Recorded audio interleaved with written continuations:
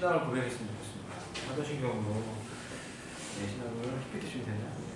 기도하시고 같이 예배를 시작하기 원합니다. 전능하사 천지를 만드신 하나님 아버지를 내가 믿사오고 그 외아들 우리 주 예수 그리스도를 믿습니다. 그는 성령으로 잉태되어 동정녀 마리아에게서 나시고 본디오 빌라도에게 고난을 받아 십자가에 못 박혀 죽으시고 장사된 지 사흘 만에 죽은 자 가운데서 다시 살아나셨으며 하늘에 오르시어 전능하신 아버지 하나님 우편에 앉아계시다가 거기로부터 살아있는 자와 죽은 자를 심판하러 오십니다.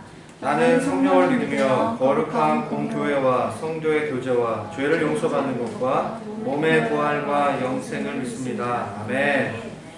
우리 그 신앙으로, 찬양으로 이곳에서 또 온라인에서 함께 하나님을 예배하기 원합니다. 먼저 그 나라와 의를 구하는 찬양하며 나아가겠습니다.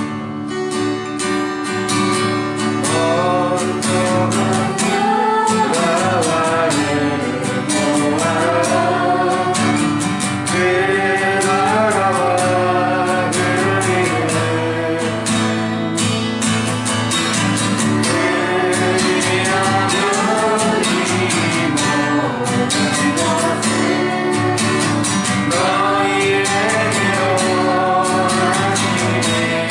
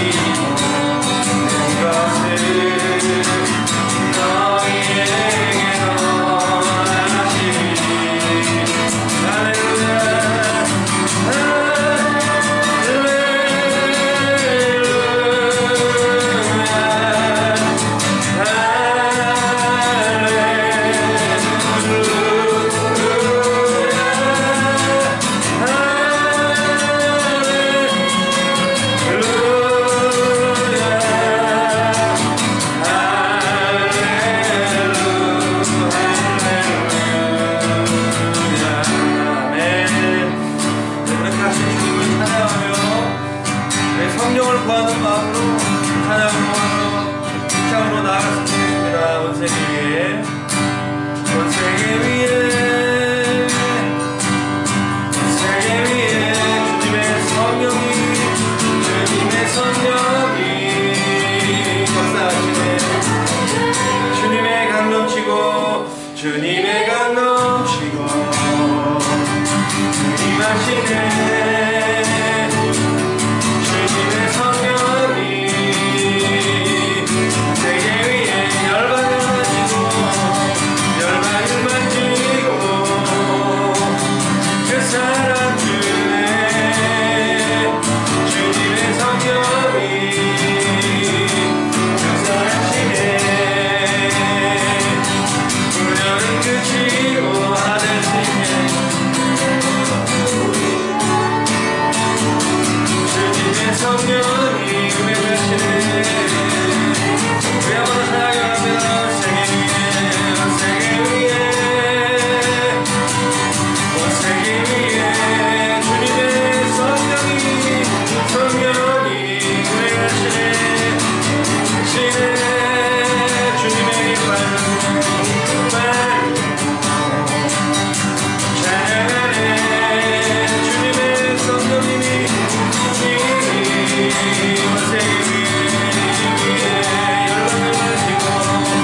열방을 만지고 그 사람 중에 주님의 성령이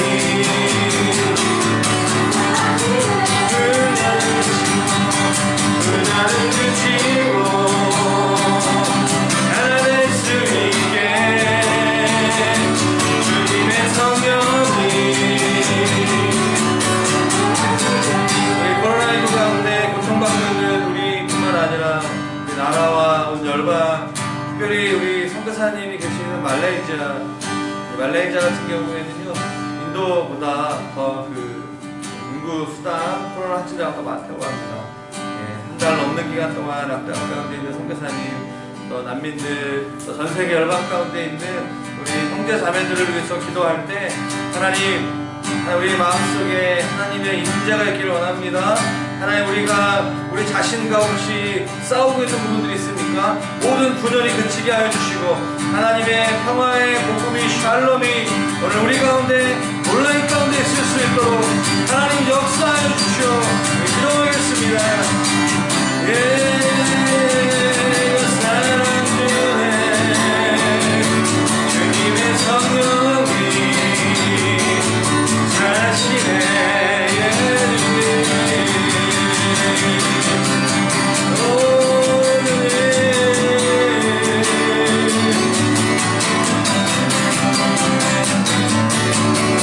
우리 찬양 가운데 기도의 가운데 역사하시는 하나님을 기대합니다.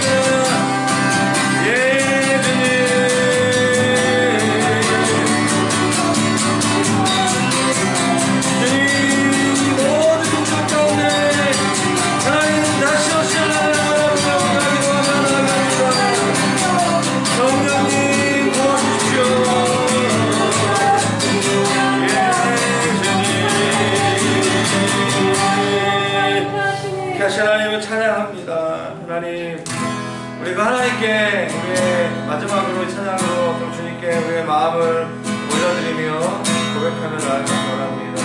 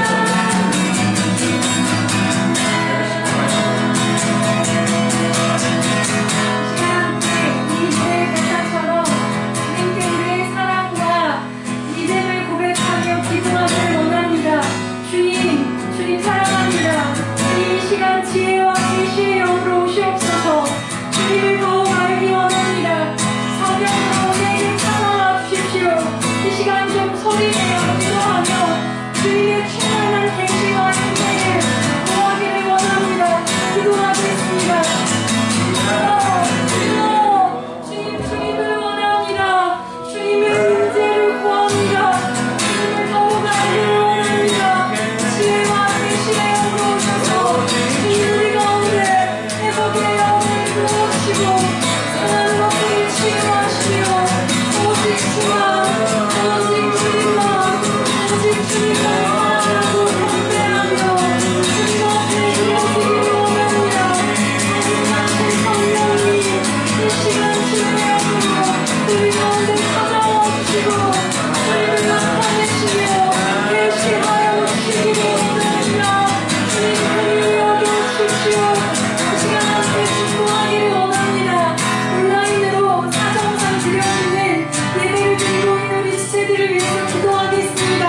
하나님 우리 지체들의 삶과 그 상터 가운데 찾아가 주십시오. 그것이 지성소와 성소가 되게 하시며 동일한 하나님의 인도와 은혜를 누리게 하여 주십시오. 우리 성도들을 위해서 함께 축복하기 원합니다. 기도합시다.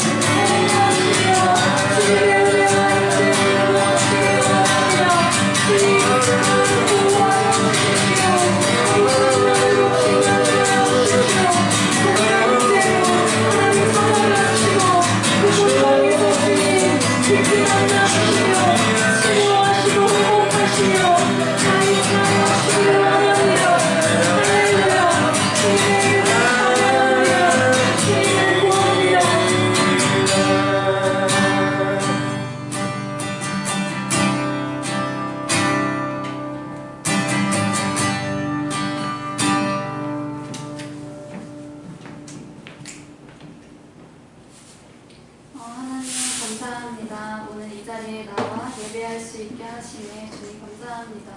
한 주 동안 당신이 보호하셨기에 이 자리에 있을 수 있습니다. 하나님 또한 우리는 속상한 마음입니다. 잠잠해져 가던 코로나가 다시 한번 번져 또 다같이 예배하지 못하는 상황들에 주님 지쳐갑니다. 주님 우리를 긍휼히 여겨주십시오. 당신을 섬기는 바라보는 자들의 하나님 그 영혼의 밤에 찾아가셔서 위로해 주시며 당신의 일하심을 그 비밀들을 우리에게 알려주십시오. 하나님 우리 삶 속에 당신을 향한 정결한 사랑과 열정이 회복되기를 원합니다. 성령님 우리의 마음과 삶 속에 또 교회 속에 선교지 속에 주님 운행하여 주십시오. 이 자리에서 드려지는 예배는 당신의 것입니다. 주님 예배를 기뻐 받아주시고 말씀하여 주십시오. 주님 당신을 사랑합니다. 주님의 뜻이 이 땅 가운데 이루어지기를 기도합니다. 예수님의 이름으로 기도드렸습니다. 아멘. 네. 네, 간구하겠습니다. 오늘 주보를 보시면서 카톡이나 여기서 나눠드린 주보를 보시고 네, 간구하도록 하겠습니다. 오늘 예배 오신 여러분들 환영하고 축복합니다. 오늘까지 이제 3월 15일부터 대면 예배를 저희가 드렸는데요. 오늘까지 대면 예배를 드리고 아쉽지만 내일부터 이렇게 4단계 수도권 4단계 거리두기가 확산되면서 일단 2주 동안 비대면 예배 원칙으로 교회 모든 모임들을 비대면 예배로 드리기 원합니다. 주일학교와 드라마학교 등 모임들은 당분간 쉬도록 하겠습니다. 그러나 예배를 이제 드리기 위해서 PPT라든가 뭐 영상 또 헌금 등등 이렇게 예배로 섬기는 분들이 필요합니다. 그래서 보통 이제 좀 규모가 있는 교회 같은 경우에는 한 20명까지 예배 준비위원으로 드릴 수 있는데요. 저희는 한 대여섯 명 정도 이렇게 같이 뭐 대표기도 하시는 분들, 뭐 영상 하시는 PPT 등등 해서 오실 수 있는 분들은 미리 이제 말씀 해주시고 오시면 온라인은 계속 되니까 함께 그렇게 예배하기 원합니다. 온라인 기도회가 저희 계속 있었는데요. 화요일날 저녁 8시에 있습니다. 화요일 저녁 8시부터 9시 10분까지 하고요. 발견 성경 공부 제가 다른 분들이 하고 있는데 화요일날 밤 10시에 하기 원하시는 분들 10시에 오셔도 되고, 또 그 외에 개인적으로 성경 공부 하기 원하시는 분들 연락 주시고 하도록 하겠습니다. 여름 수련회는요, 저희가 또 4단계가 언제까지 될지 모르기 때문에 저희가 가능하면 이곳에 모여서 이제 수련회로 8월달에 모이려고 했는데 좀 상황을 지켜보면서 이렇게 지켜보면서 준비하도록 하겠습니다. 네. 한 주간 동안 건강하시고 특별히 어떤 일도 없도록 같이 함께 기도하고 잘 지냈으면 좋겠습니다. 이 시간에 우리 준비하신 헌금 하시면서 온라인으로 곳에서 하시면서 우리 찬양하도록 하겠습니다. 나 무엇과도 주님을 바꾸지 않으리 찬양하고 오늘 김영기 전사님께서 설교하도록 하겠습니다. 나 무엇과도 주님을 바꾸지 않으리 내 어떤 일에 걱정하지 않으리 모든 주님만이 내 삶에 도움이 있으니 주의 얼굴을 보기 원합니다. 주님 사랑해요. 주님 사랑해요. 영광과 정성 다해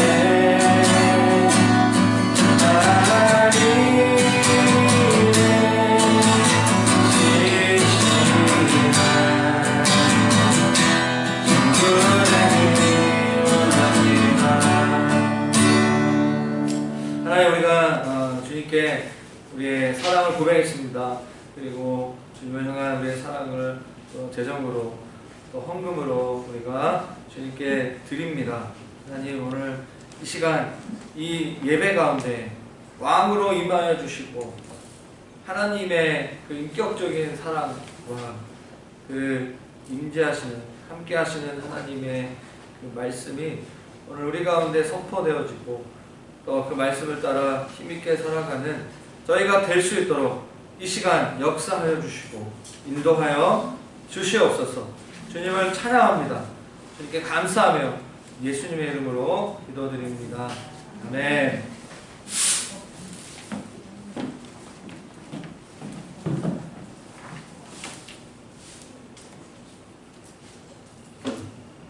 네, 안녕하세요. 오늘 말씀을 같이 나누겠습니다. 누가복음 9장 계속 이어져 가고 있는데 누가복음 9장 51절부터 62절까지 누가복음 9장 끝부분이죠. 끝에 두 단락입니다. 51절부터 62절까지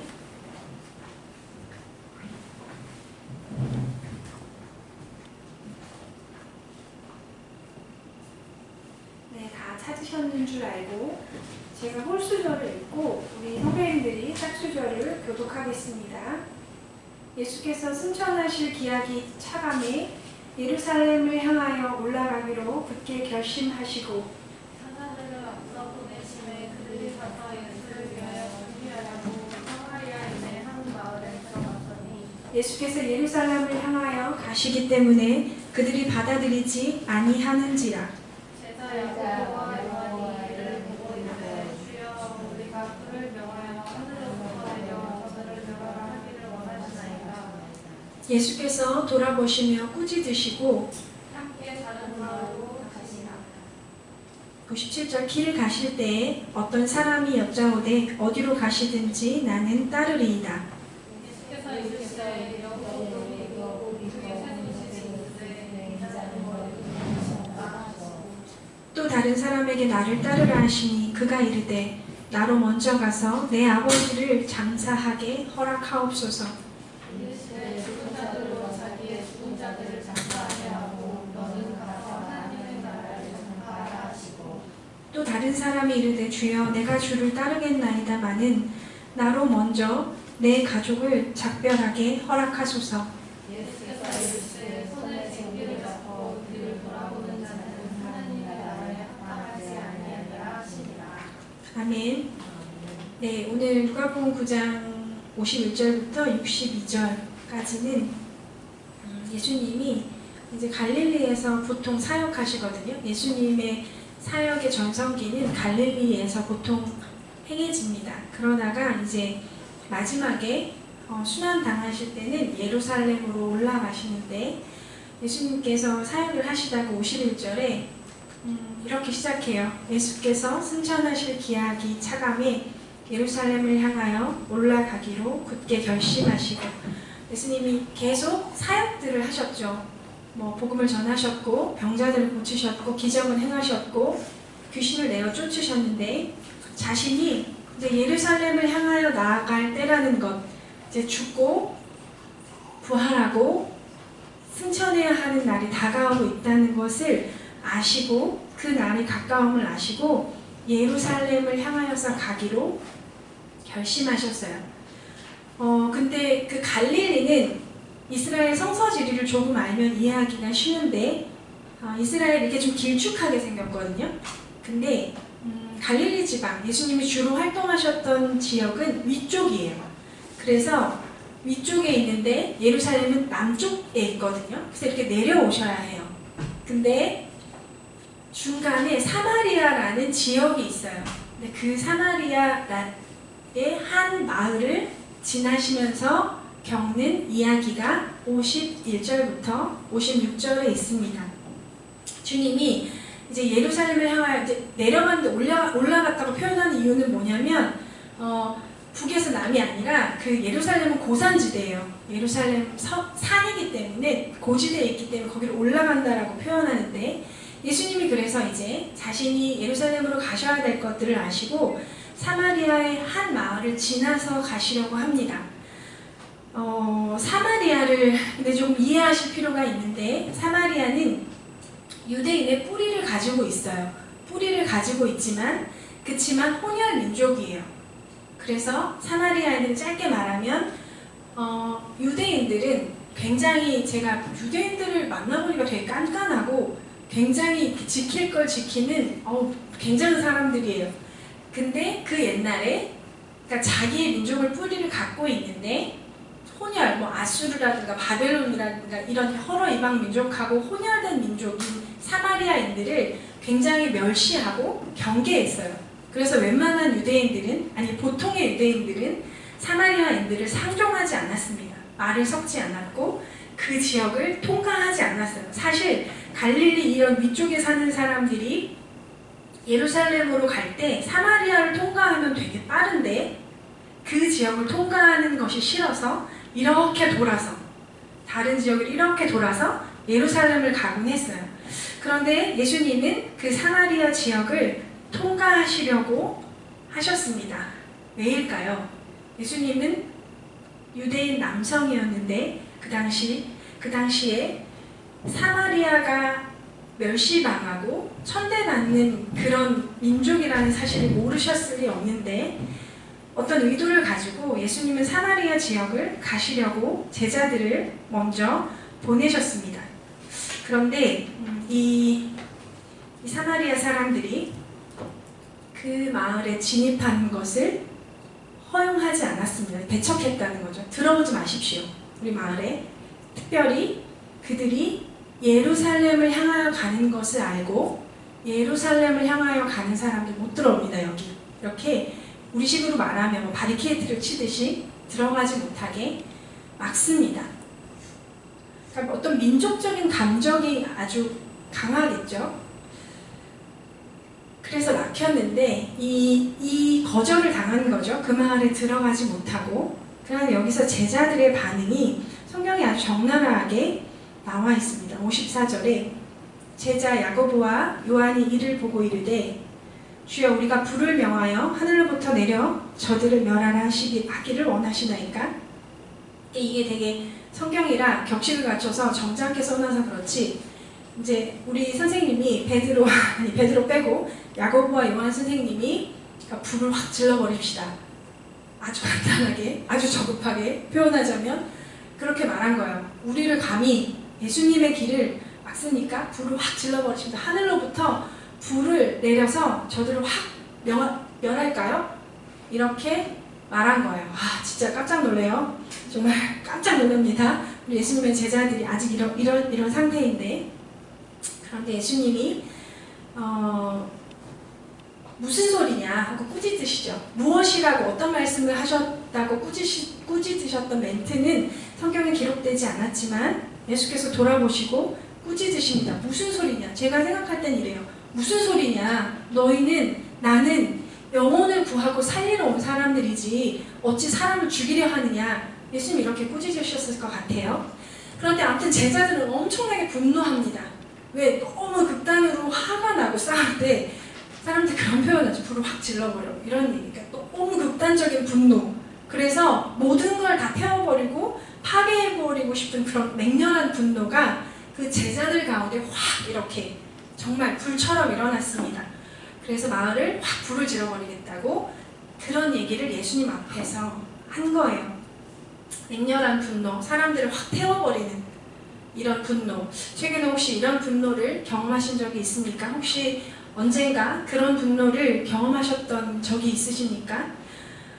성경은 분노에 대해서 꽤 자주 말하는데 야고보서에서는 요즘 야고보서 큐티를 하고 계시죠?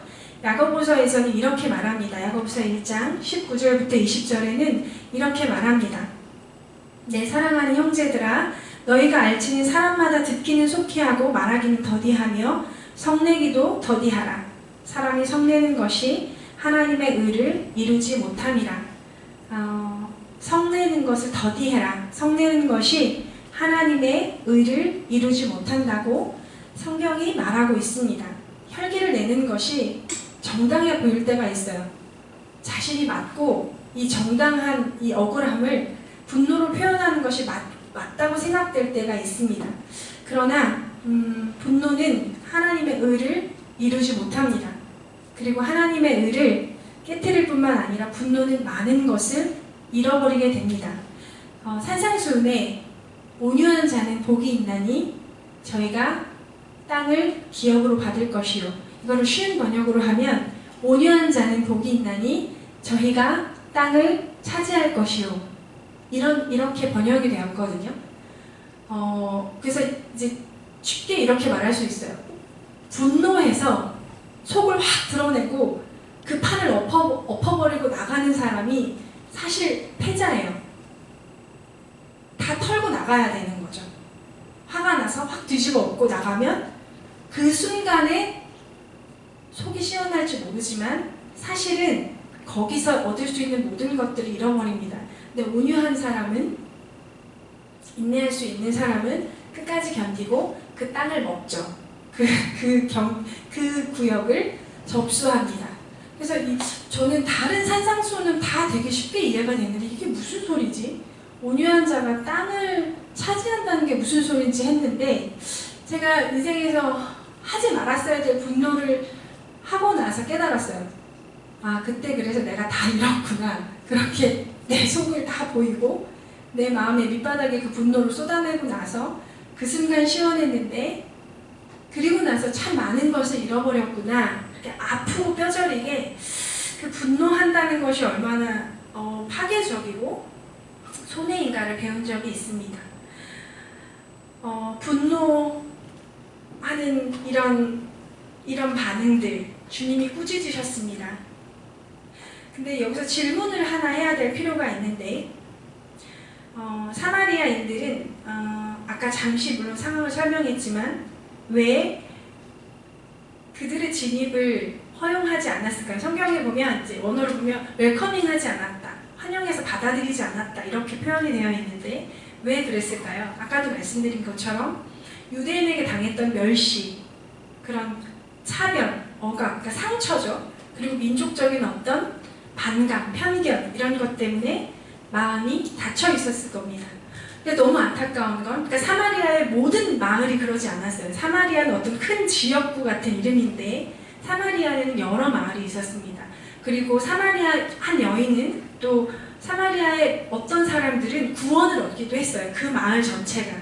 그런데 이상하게 이 마을, 사마리아 이 한 마을, 그러니까 정확히 사마리아의 무슨 마을이라고 마을 이름까지는 나와 있지 않지만 이 마을은 예수님을 웰커밍하지 않았습니다. 그러니까 어떤 굉장히 심한 상처와 어떤 기억, 슬픔 이런 것들이 있었을 거라고 유추할 수 있습니다. 이렇게 좋은 복음을 왜 받아들이지 않는가? 제가 회심하고 나서 늘 이해가 안 됐어요. 이렇게 좋으신 하나님을, 이렇게 자유케 하는 예수님의 복음을, 이게 다 공짜인데, 이게 은혜로 우리가 구원받는 건데 왜 이것을 받아들이지 않지? 저는 그런 의문이 있었어요.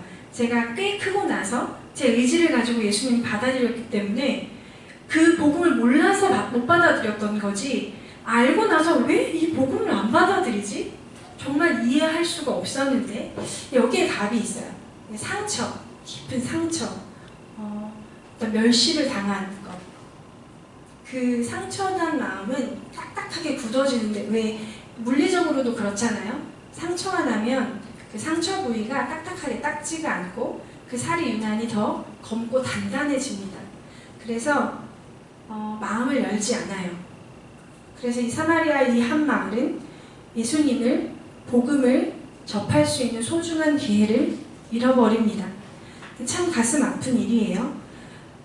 그러니까 제자들의 당연한 반응은, 제자들의 하나님이 기뻐하시는 반응은 안타깝게 여기고 긍휼히 여기는 것이 맞습니다. 우리 주변에도 이렇게 의도적으로 예수님을 거부하는 사람들이 있지 않나요? 의지를 가지고, 그러니까 몰라서 안 받아들이는 게 아니라 굳은 의지를 가지고 진입할 수 없어요. 들어오지 마세요. 내 인생에 복음 같은 건 전하지 말아요. 교회 얘기 하지 마세요. 의지가 아주 강력한 의지를 가지고, 혹시 그런 사람들이 있으십니까? 아마도 어떤 상처 때문일 거예요. 아마도 어떤 편견 때문일 겁니다. 사마리아 사람들에게 그 멸시와 냉대가 아주 오랜 시간 동안 역사적으로 이어져 왔던 그 깊은 뿌리가 사마리아인들이 예수님과 그의 제자들을 받아들이지 못하게 했습니다. 그러니까 상처와 편견은 복음에 예수님께 마음을 닫게 되는데, 우리는 그런 사람들에게 오래 참음과 사랑으로 다가가야 합니다. 아주 오랜 동안 다가가야 하겠죠. 한 번 트라이하고 한 번 대시하고 나서 관심이 없나 보다 하지 않고 그 상처와 그 슬픔이 녹아질 때까지 곁에 있어주고, 우리 하나님의 사랑과 복음, 예수 그리스도의 복음을 전해줄 사람들을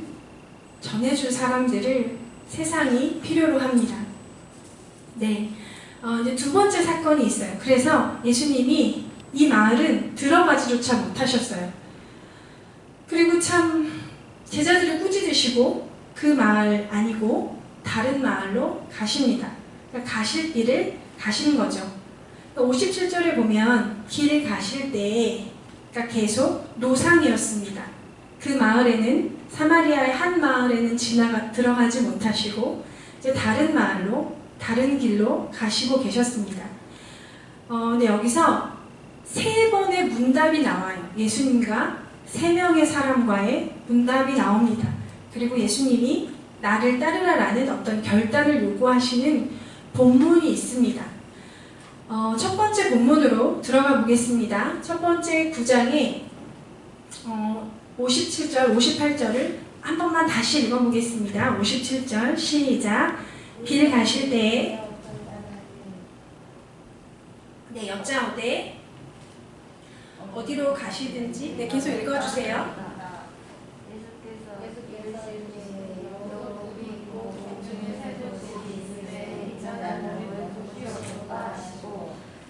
네, 여기까지. 첫 번째, 한 사람이 이렇게 말합니다. 어디로 가시는지 나는 주님을 따르겠습니다. 이렇게 말합니다. 마태복음 병행구절이라고 하는데, 마태복음의 병행구절은 이 사람의 직업이 서기관이라고 말합니다. 서기관은 하나님의 말씀을 기록하는 사람인데 하나님의 말씀에 굉장히 깊은 관심을 가지고 있는 사람인데 이 사람은 굉장히 예수님께 열정이 있었던 사람인 것 같아요. 성경에 나오는 보통의 서기관들은 주로 예수님과 반대편에 서게 되는 사람들이 많은데 이 사람은 좀 특이하고 좀 이상하게 예수님을 따르기로 결단했다고 예수님께 와서 자신의 믿음을 고백합니다. 그런데 예수님이 보통 그랬으면 어이구 정말 비범한 서기관이네, 정말 특별하네요 라고 대답하지 않으시고 참 알쏭달쏭한 말을 하십니다. 예수께서 이르시되 여우도 굴이 있고 공중에서도 집이 있으되 인자는 머리 둘 곳이 없도다 하시고 이게 무슨 말일까요? 예수님을 따르겠다고 했는데 지금 그 특별히 또 서기관이라는 직업을 가진 사람이 또 꽤 배웠어요. 율법에 대해서도 알고 그 사회적 지위도 있고 구약을 이해하고 있는 한 서기관이 와서 예수님을 따르겠다고 했는데 갑자기 알 수 없는 말로 뭐 좋다 나쁘다도 아니고 그래 잘했다 됐다 뭐 이것도 아니고 공중에 새 여우도 굴이 있는데 인자는 머리 둘 곳이 없다. 이런 아주 알쏭달쏭한 말씀을 하십니다. 이것이 어떤 의미냐면 제가 한국말로 좀 풀어드릴게요. 이런 의미예요. 나를 따른다는 것이 얼마나 큰 결정인 줄을 아느냐? 너는 나를 따르는 어려움을 충분히 듣고 진지하게 생각하고 결단한 것이냐? 너는 나의 제자가 되려고 하는 것 같아 보이는데 나의 제자가 된다는 것은 집이나 재산을 불리는 것과 상관이 없다는 것을 아느냐? 너는 이 모든 것을 진지하게 고민해보고 나를 따르기로 결정한 것이냐? 주님은 이렇게 반문하시는 겁니다. 한마디로 요약하면 나를 따르는 것은 편하거나 쉽지 않을 텐데 알고 있니? 괜찮겠니? 라고 주님이 물으시는 겁니다. 예수님을 따르는 길은 단언컨대 되게 쉽고 편안한 길은 아닙니다. 불편하고 안락하지 않은 길이에요. 예수님을 따르는 길은 기본적으로 자기 자신과 자기 사랑을 끊어내야 하는 길입니다. 자신의 소유를 불리는 일도 아니고 뭘 대단한 걸 얻는 것도 아닙니다. 우리가 얻을 수 있는 그러나 가장 최고의 것, 구원이 있죠. 영원한 생명이 있는데 그 외에 이 땅에서 혹시 잘 먹고 잘 사실 계획이 있다면 예수님을 따른다는 것은 너무나 번거롭고 너무나 버거운 일입니다. 예수님은 가벼운 결단을 기뻐하시지 않고 네가 충분히 생각했느냐? 나를 따른다는 것이 어떤 무게인지 네가 아느냐라고 그 서기관에게 반문하신 것입니다. 이제 두 번째 문답이에요. 또 다른 사람이 59절에 나를 따르라 하시니 예수님이 나를 따르라 결단을 촉구하셨는데 그가 이렇게 대답합니다.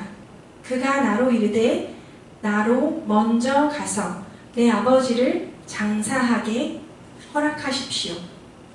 하필 그 부르심을 받은 사람이 정말 하필 많이도 없는 일인데 인생에 딱 한 번 있는 일인데 아버지가 돌아가셔서 장사하는 날이에요. 장사를 해야 돼요. 아버지 장례식을 해야 합니다. 그러니 이렇게 말하는 거겠죠. 예수님 내가 따르기는 따르겠습니다. 그런데 저에게 아버지 장례할 수 있는 시간을 좀 주십시오. 시간적 여유를 주십시오. 제가 더 급한 일이 있습니다. 급하게 먼저 끝내야 하는 아주 중요한 세상 일이 하나 있습니다. 그리고 나서 그 다음에 주님을 따르겠습니다. 라고 이 사람이 제자가 말한 것이죠. 그러니까 간단하게 아버지 장사를 먼저 치르고 와서 예수님을 따르겠다는 얘기죠. 자식의 도리를 다 하겠다는 것입니다. 특별히 유교적인 사고방식을 갖고 있는 이 대한민국 사회에서 너무나 지극히 당연한 상식적인 발언이에요. 아주 당연한 말씀입니다. 그러니까 안 따르겠다는 게 아니고 시간을 달라고 예수님께 요청한 겁니다. 그런데 예수님의 대답이 되게 좀 대단하세요. 상식적이지 않아요. 뭐라고 대답하셨냐면 60절 우리 같이 읽어볼까요? 시작. 이르시되 죽은 자들로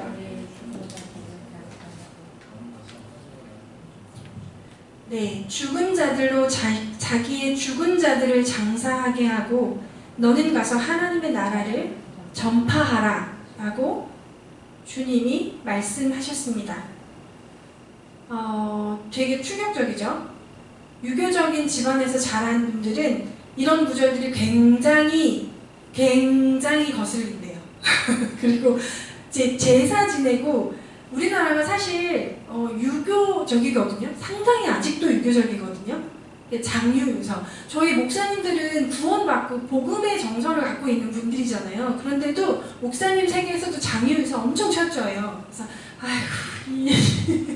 아무튼 그런데 저희 나라는 아직도 중국도 버린 유교 사상을 아주 꽉 틀어주고 있는 나라입니다. 그래서 굉장히 이런 말씀이 부딪힌다는 얘기를 제가 연세 드신 분들한테 들은 적이 참 많아요. 왜 그렇게 하냐고. 뭐 제사 어떻고 다 조상들의 인덕으로 이렇게 된 건데, 근데 만약에 예수님의 이 말씀, 부모의 장례식을 치르겠다 했는데 죽은 자들로 장사하게 하고 너는 하나님의 나라를 전파하라, 이 말씀 들으면 진짜 불편하고 마음에 굉장히 분열이 올 거예요. 그런데 주님이 이렇게 말씀하셨다는 거죠. 이것이 무슨 의미일까요? 그러니까 장례식 자체를 하지 말라는 이야기가 아닙니다. 부모에 대한 예의를 다하지 말라는 얘기가 포인트가 아니에요. 이것은 이런 거예요. 먼저 주의 나라와 주의 의를 구하여야 한다는 주님의 말씀입니다. 이렇겠죠. 보통 이래요. 아버지를 장사 지내고 나면 뭐 어머니를 장사 지내야 되는 일이 있을 거고, 이제 그렇다면 어린 자식들도 돌봐야 하고 또 뭐 먹고 살기 위해서 벌려놓은 다른 많은 사업들 때문에 바쁘다가 사실은 인생이 끝납니다.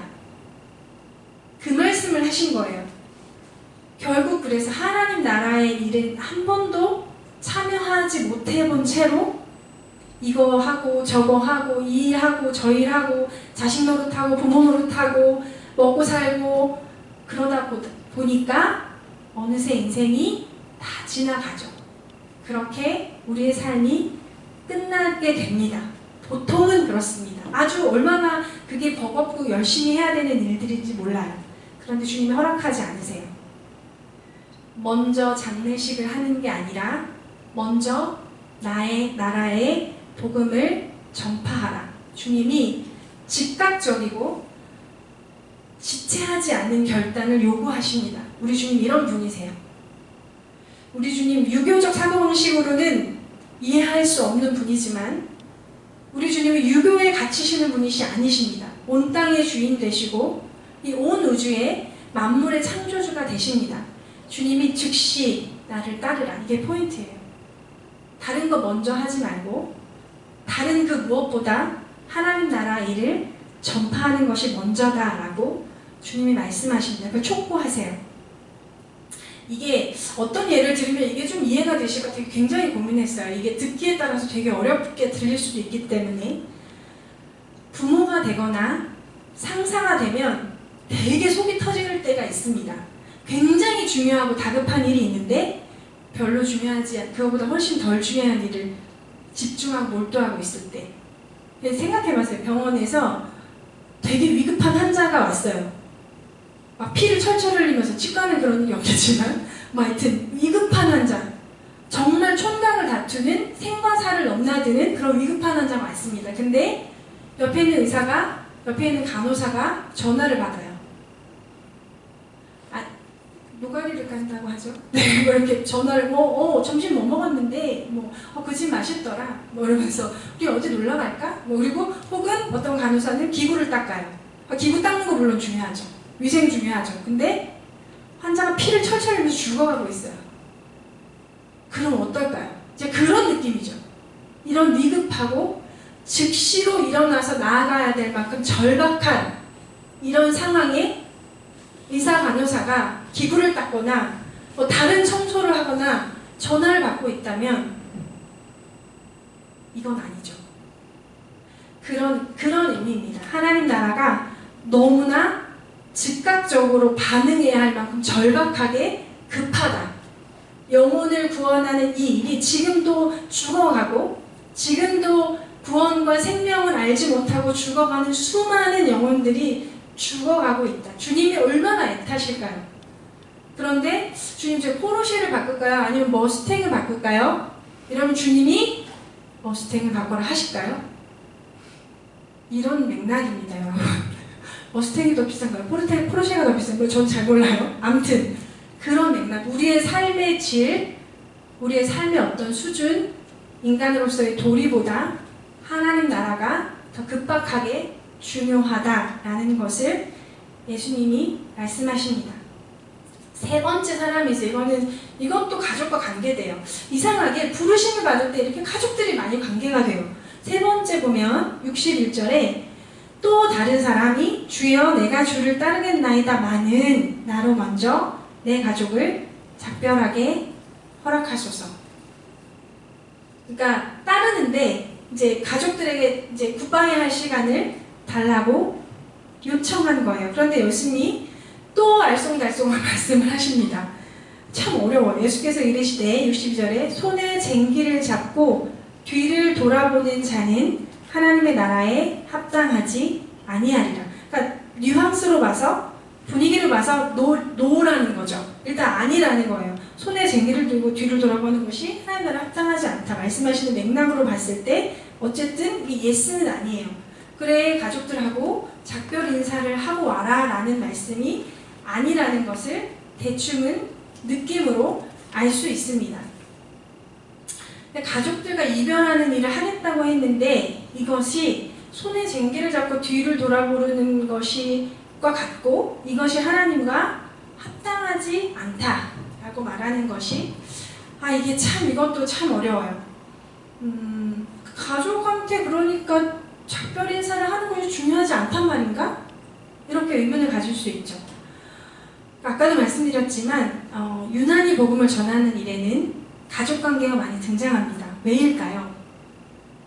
가족관계는 우리의 가장 근간이 되는 가장 중요한 관계이기도 하고 그러니까 반대로 하나님 나라 일에 가장 장애물이 되기도 하기 때문에 그렇습니다. 기본적으로 이 부분의 맥락을 보면 되게 예수님이 반인륜적이신 분이신가? 부모 자식 안 중요해? 가정 안 중요한가? 이렇게 생각하실 수 있는데 기본적으로 그렇지 않습니다. 성경에 가장 첫 율법을 모세의 율법이라고 하는데 10계명이라고 하죠. 거기서의 인간과 인간 사이에 지켜야 할 가장 첫 번째 계명, 그러니까 5번째 계명, 4번째까지는 하나님과 인간 사이에 인간이 하나님께 지켜야 되는 계명인데 인간과 인간 사이에 지켜야 되는 첫 번째 계명으로 효도에 대한 얘기가 나와요. 너의 부모를 공경하라. 그리고 복도 있어요. 너의 부모를 공경하면 네 생명이 이 땅에서 아주 번창하고 길게 잘 살 거다. 내가 복을 주겠다. 그런 약속의 말씀도 있어요. 그러니까 성경 자체가 예수님이 가정이나 부모를 공경하고 사랑하는 것에 대해서 반대 입장을 가지고 있지 않다는 것을 이해해야 합니다.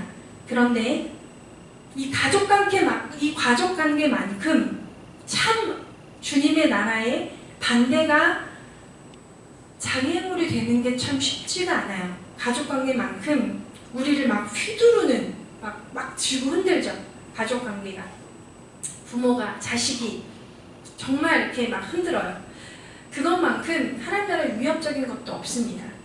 오늘 제가 아까 말씀드렸는데 예수님이 지금 예루살렘을 향해서 그 고지대인데 예루살렘을 올라가고 계시는 도상이라고 말씀드렸죠. 가는 길이에요. 가고 계시는 길에 만난 사람들을 콜링하시는 겁니다. 나를 따르라. 나의 제자가 되라. 이렇게 콜링하시는 장면인데 이제 가족관계 얘기가 나와요. 근데 여기서 묘하게 이상하게 예루살렘으로 올라갔던 한 사람을 자꾸 설명해 주면 기억이 났어요. 사도행전에 사도 바울도 이제 예루살렘으로 사도행전 21장에 보면 올라가야 한다고 이제 올라가는 길이었어요. 20장에는 그간 사역했던 에베소 교회의 사람들에게 이제 인사를 합니다. 내가 간다. 이제 예루살렘으로 갑니다. 그래서 이제 지금 길을 떠나서 가고 있는데 사도행전 21장에 보면 사도 바울이 가이사랴 빌립보의 어떠한 집에서 어떠한 선지자를 만납니다. 그러니까 기도 많이 하는 예언의 은사가 있는 어떤 분을 만나요. 그분의 이름이 아가보라고 사도행전 21장에 기록되어 있어요. 근데 이 사람이 그러니까 미래의 일들을 어떤 부분을 알고 있으니까 바울을 보면서 이렇게 예언을 해요. 당신이 예루살렘에 가게 되면 결박을 당하고 굉장한 환난을 당할 것입니다. 이런 예언을 해요. 그러니까 그 자리에 있던 바울을 굉장히 사랑했던 동역자들이 이제 눈물바다가 됩니다. 가지 마세요. 당연히 울고불고 하면서 바울을 향해서 가지 마세요. 제발 예루살렘으로 그렇게 고통스러운 길을 가지 마세요라고 울고불고 하고 막습니다. 근데 바울이 이렇게 대답해요. 어찌 이렇게 울어서 내 마음을 괴롭게 합니까? 나는 주 예수의 이름을 위하여 결박당할 뿐만 아니라 예루살렘에서 죽을 것도 각오했습니다. 뭐라 그러나 짧게 말합니다. 바울 선생님 답죠. 어찌하여 그렇게 울어서 내 마음을 괴롭게 합니까? 그러니까 괴롭긴 했던 것 같아요. 바울 선생님도 감정이 있었어요. 인간적 정이 있었어요. 자기를 깊이 사랑해주는 그 동역자들을 그렇게 울고불고 하면서 가지 마세요. 가면 잡힌대요. 가면 또 결박을 당한대요. 또 맞고 또 모진 고문을 당한대요. 가지 마세요 라고 하는데 그 사람들이 우는 것들을 보면서 바울도 마음이 굉장히 괴로웠어요. 그렇지만 왜 이렇게 울어서 내 마음을 괴롭게 합니까? 나는 주 예수의 이름을 위해서 가던 길을 가야 합니다. 예루살렘에서 죽더라도 죽을 각오를 하고 나는 가야 합니다. 그리고 이 예언을 사실 바울이 모르고 있지 않았어요. 그 전에 20장에 보면 에베소 성도들에게 작별 인사를 하면서 성령께서 내가 예루살렘에 가면 환난과 결박이 기다리고 있다는 것을 나에게 말씀하셨습니다. 그러나 나는 복음을 위해서 나의 생명을, 나의 인생을 전혀 아까워하지 않습니다. 라고 하고 떠납니다. 모르던 내용이 아니었어요.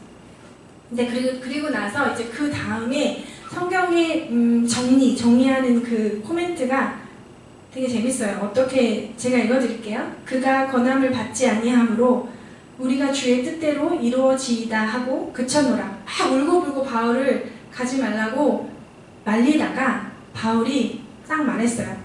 그보다 더한 것도, 그보다 더한 죽음도, 그 죽음이 나를 기다리고 있어도 나는 가야 합니다. 그러니까 그가 권함을 받지 않으니까 다들 그럼 주님의 뜻이 이루어지길 원합니다.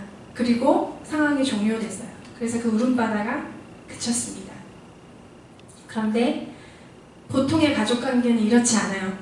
누가 정말 주님이 기뻐하시는 길을 간다면 그 부모님이나 그 형제나 자매가 한마디 아닌 막 수백 마디를 합니다. 꼭 그래야만 하겠어? 꼭 뭐 너만 그래야 돼? 다른 사람 아무렇지도 않은데 왜 너만 그렇게 헌신하면서 왜 너만 그런 일을 해? 왜 그런 위험을 너 혼자 감수해야 돼? 이제 부모도 자식도 형제 자매들도 막 흔들죠. 예수님의 말씀은 이것이 포인트입니다. 나아가야 하는데 아까 예수님 말씀하셨죠. 손에 쟁기를 들고 뒤로 돌아보는 것이 하나님 나라에 합당하지 않다. 우리를 자꾸 돌아보게 합니다. 자꾸 과거를 돌아보게 합니다. 빈번하게 그래서 우리는 손에 쟁기를 들고 뒤를 돌아보게 됩니다. 앞으로 나아가지 못하고. 그래서 예수님이 가족관계가 중요하지 않다고 말씀하신 것이 아니라 그 가족관계보다 하나님 나라의 일이 더 중요하다라는 것을 말씀하셨습니다. 사랑하는 여러분, 뒤를 돌아보면 앞으로 나갈 수 없습니다.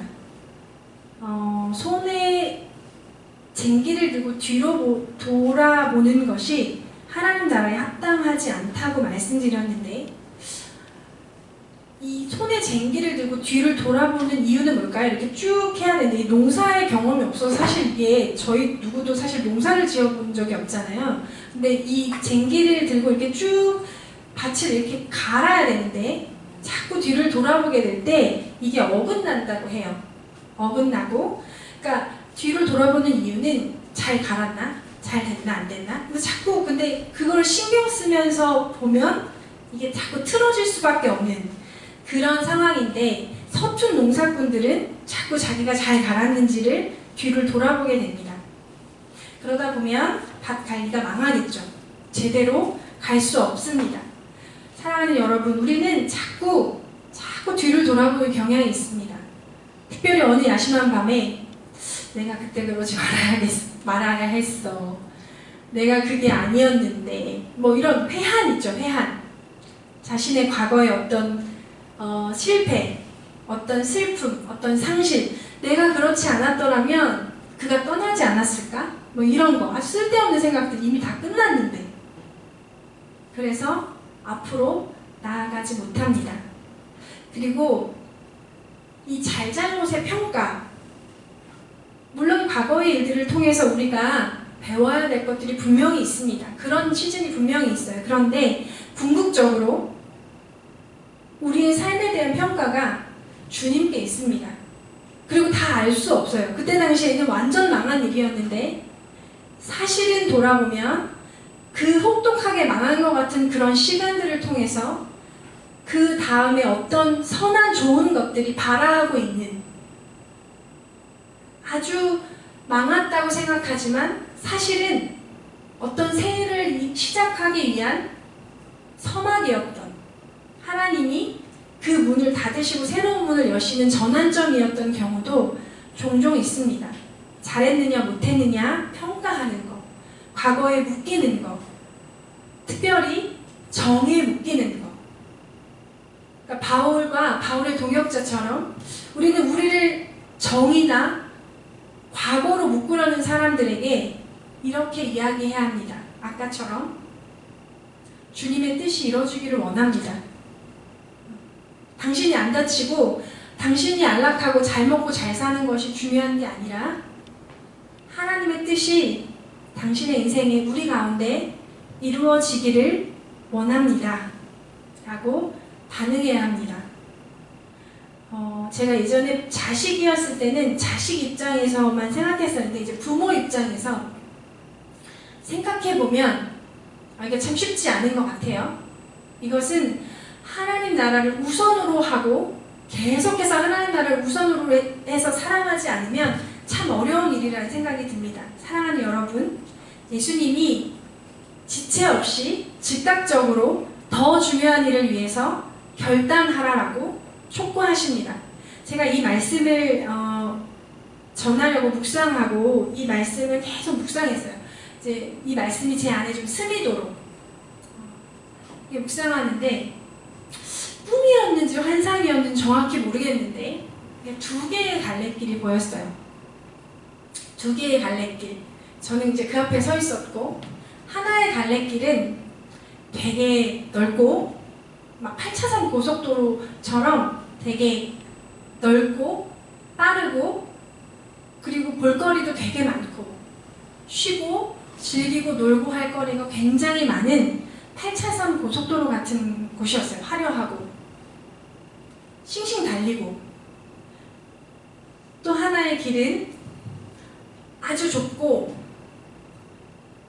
울퉁불퉁하고 뭐 그렇게 8차선 도로처럼 이렇게 포장이 되어 있지 않고 굉장히 좁고 포장도 되어 있지 않고 울퉁불퉁해서 다니는 사람들이 사실 편하지 않은 작은, 아주 작은 길이었어요. 아주 작은 오솔길.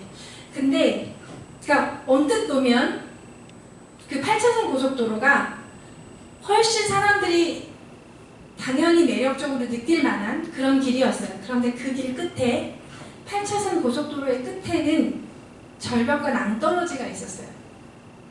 시커먼 어둠. 신나게 8차선 도로를 달렸는데 뭐 휴게소, 고속도로 휴게소에 눌려서 뭐 뭣도 사 먹고 커피도 사 먹고 뭐 쇼핑도 하고 요즘 고속도로 휴게소에 쇼핑도 되게 잘 하게 되어 있더라고요. 네, 큰 그런 프리미엄 휴게소 같은 경우는 먹고 놀고 사고 즐기고 그래서 8차선 고속도로를 싱싱 달려서 나갔는데 사실은 어둠, 사망, 깜깜한 죽음 그렇게 연결되어 있는 길이 이렇게 보였어요. 근데 한쪽 길은 그 작은 오솔길, 많은 사람이 갈 수도 없고 또 많은 사람이 가지도 않는 그 작은 오솔길, 울퉁불퉁하고 작고 초라해 보이는 그 길에는 빛나는 도성, 빛나는 하나님의 성이 연결되어 있었어요. 이렇게 작은 길로 가는데 이렇게 아름답고 큰 성이 나오나 싶은, 이게 계시록과 연결되어 있어요. 지금 이 예수님과 제자들이 예루살렘을 향해서 가고 있습니다. 예루살렘 성을 향해서 가고 있어요. 물론 뭐 노상에서 여러 가지 일들이 아직 많이 남아 있는데, 그 이제 그 마침 쪽이 이제 20장 넘어가는 쪽인데, 물론 아직도 많은 노상에서의 사건들과 만남들이 누가복음에 계속 기록되는데, 기본적으로는 이 예수님과 제자들은 예루살렘을 향해서 가고 있습니다. 우리도 계시록에 기록된 새 예루살렘 성을 향해서 가고 있습니다. 걷고 있습니다. 혹시 8차선 도로를 타셨던 분들은 갈아타시기를 예수님의 이름으로 축원합니다. 많은 사람이 가고 싱싱 달리고 훨씬 편하고 재밌고 즐겁고 장애물도 없는 것 같은, 그러나 그 길 끝에는 죽음, 그러나 그 길 끝에는 영원한 형벌, 영원한 절망이 그냥 뚝 떨어져. 도로가 너무 예고편도 없이 너무 좋은 도로였는데 8천 도로였다가 그냥 갑자기 도로가 끊겨버리고 그 밑에는 캄캄한 어둠이고 절벽이었어요. 그런데 참 이게 역설인 것은 굉장히 작고 보잘것없는 도로인데 그 도로가 연결된 곳은 예루살렘 성이었어요. 새 예루살렘 성. 빛나고 영화롭고 아름다운 예수님의 이름으로 우리 사랑하는 여러분들 축복합니다. 그 예루살렘 도성을 향해서 계속 가시기를. 그런데 우리는 날마다 순간마다 그 양갈래의 길을 마주해요. 제가 사실 한 20년 전에 굉장히 세게 헌신했거든요. 정말 주님만 사랑하기로. 근데 또 물으세요, 주님이. 너 또 그 쉽고 편한 길로 갈래? 나와 함께 좀 고단한 길을 갈래? 나와 함께 가자. 사역을 한다고 해도 8차선 고속도로 탈 수 있어요. 얼마든지. 꼭 이걸 그만두지 않아도 얼마든지 쉽고 편한 길로 갈 수 있습니다. 주님이 여러분들에게 물으시는 것 같아요. 물으시고 계세요. 어느 길로 가겠니? 손에 쟁기를 잡고 뒤를 돌아보아 과거의 생명 없는 삶을 향해서 가겠니? 아니면 너 자신을 좀 부인해야 되고 안락하지 않은, 자기 사랑을 포기하는, 그리고 때로 어떤 과거의 묶임으로부터 그것과 상관없이 나를 따르겠니? 그 양갈래의 길에서 주님이 오늘도 물으십니다. 주님이 확고한 결단을 요구하세요. 어느 길로 가겠니? 나와 함께 가겠니? 아니면 많은 사람이 가는 쉽고 편한 길로 가겠니? 10년 전, 1년 전, 3년 전 그때 결단하고 헌신하셨던 거 말고 지금이 다시 매 순간마다 그런 선택을 해야 하는 시간입니다. 이 시간 함께 좀 기도하고 싶어요. 작고 좁은 길인데 빛나는 아름다운 영원한 하나님의 도성, 그 예루살렘 성, 그 성을 주님 제아의 영으로 보게 해 주십시오. 좋아 보이는데 사실은 아무것도 아닌 허탄한 것들을 향하여 달려가지 않도록 주님, 저의 영혼을 새롭게 하여 주시고 저의 영의 눈을 열어주십시오. 그리고 주님을 보게 하여 주십시오. 저의 삶을 인도하여 주십시오. 그 예루살렘 도성을 향하여 계속 나아갈 수 있도록 주님, 저를 붙들어 주십시오. 이 시간 좀 함께 기도하며 나아가기를 원합니다. 기도합시다. 네, 주님, 제가 그 예루살렘 성을 향하여 나아갑니다. 완전한 도성, 아름다운 영화로운 빛나는 그 하나님의 도성, 눈물이 없고 슬픔이 없으며 원통함과 억울함이 없는 그 완전한 하나님의 도성을 향하여 주님 나아갑니다. 하나님, 우리 성도들이 그 예루살렘 성을 향하여 주님, 그 예루살렘 성을 향하여 계속 나아갈 수 있도록 주님 역사하여 주십시오. 하나님, 많은 사람들이 가는 새롭고 큰 길이 아니라 하나님 예수 그리스도의 사람들이 자신을 포기하며 자신의 안락함을 포기하고 자신의 소유를 포기하고 자기 사랑과 평판을 포기하며 하나님 주님의 나라를 향하여 나아갔습니다. 시급하고 위급하여 즉시로 하나님 순종하라고 요구하시는 그 길을 향하여 나아가기를 원합니다. 하나님, 우리를 묶고 있는 하나님 나라를 향하여 나아가는데 우리를 걸레적거리게 하는 모든 것들, 우리를 잡고 있는 과거와 우리를 잡고 있는 가족관계의 정과 우리 자신을 위한 사람들을 이 시간 예수 그리스도의 이름으로 풀어냅니다. 예수의 이름으로 끊어질지어다. 너는 즉시로 나를 따르라. 지금 여기에서 나를 따르라. 하나님, 그래서 가족들에게 이별을 하거나 아버지의 장례식조차 하나님 나라의 위급함이 가장 우선돼야 한다고 하셨습니다. 하나님, 우리의 나태함도 아니하며 주님 안에 다른 것들로 만족하려고 하는 모든 어둠의 것들이 이 시간 예수 그리스도의 이름으로 끊어질지어다.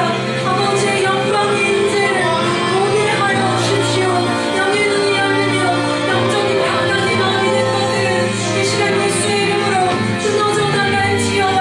새롭고 산 길, 예수 그리스도가 가신 그 길, 또 바울이 갔으며 수많은 믿음의 선배들이 갔던 그 길, 개인적으로 편안하지 않으며 화려하지 않으나 주님 떠나신 그 길을 향하여 나아가기를 원합니다. 거룩한 성령님, 우리를 인도하여 주시고 지도하여 주시기를 원합니다.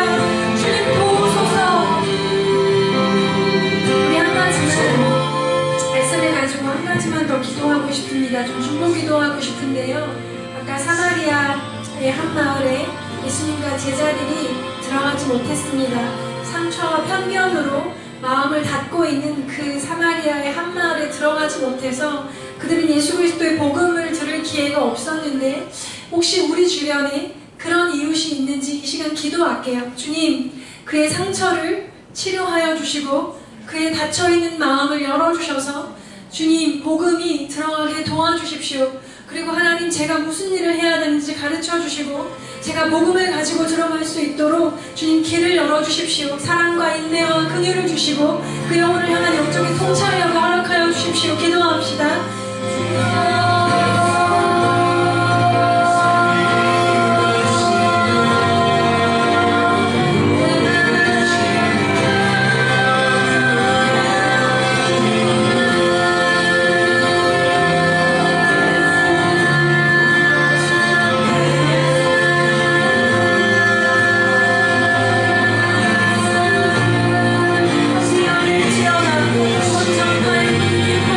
지어나 모든 답답함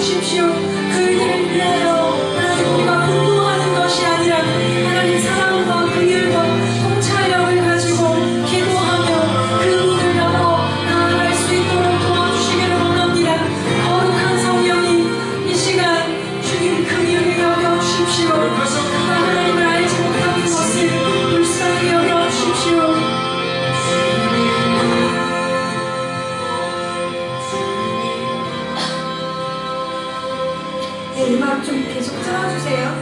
우리 좀 주님 말씀하실 수 있게, 주님이 우리를 좀 터치하시고 만드실 수 있게 좀 잠잠히 있겠습니다.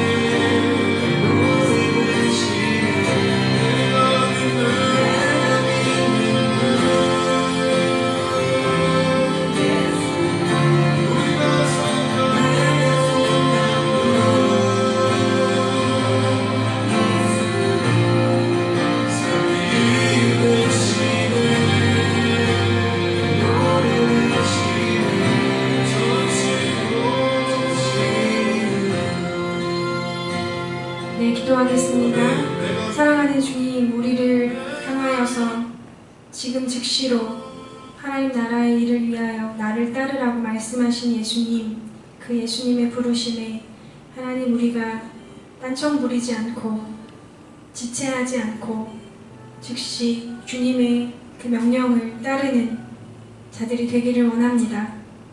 손에 쟁기를 잡고 뒤를 돌아보지 않게 도와주십시오.